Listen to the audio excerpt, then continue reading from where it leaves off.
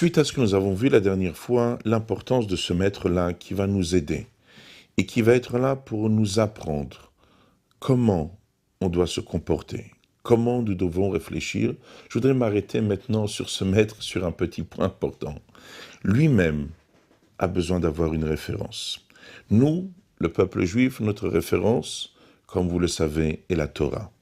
Cette Torah qui nous a été donnée au mont Sinaï, ce Shabbat si fameux, en l'année 2448, est notre référence. Ce que nous cherchons chez un maître.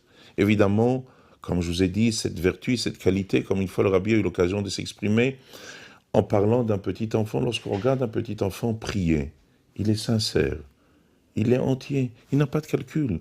Un petit enfant, quand il prie, alors c'est sûr que peut-être l'avoir envoyé prier a été la cause d'un bonbon peut-être, un petit vélo à la clé.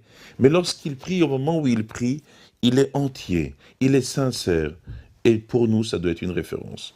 Alors, ce qu'on a besoin aujourd'hui, le message que je voudrais vous transmettre aujourd'hui, c'est que ce maître-là, il faut qu'on ne soit sûr et certain que son repère, son critère, est ce que la Torah nous enseigne. Quelqu'un qui vient et qui dit, voilà, je pense, penser est très bien, mais la référence du peuple juif a toujours été la Torah. Cette Torah, c'est ce que Dieu, le Créateur, nous a transmis. Il nous a dit comment il faut aborder. Il est le constructeur.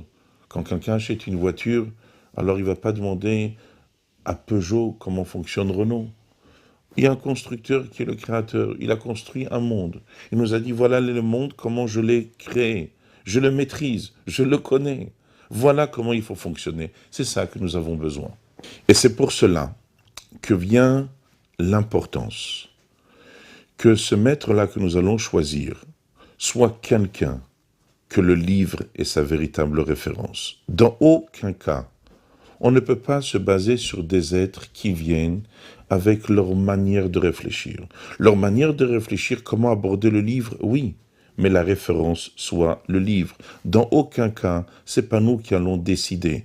On doit se baser sur ce que la Torah nous dit. Donc lorsqu'on parle d'un maître, nous devons chercher quelqu'un que chaque fois qu'on lui demande quelque chose, il dit voilà, cher élève, c'est écrit ici, c'est écrit ici. On n'a pas besoin qu'il nous le montre parce que la confiance règne. Mais sa manière de fonctionner, sa manière d'aborder les choses doit être basée sur le livre.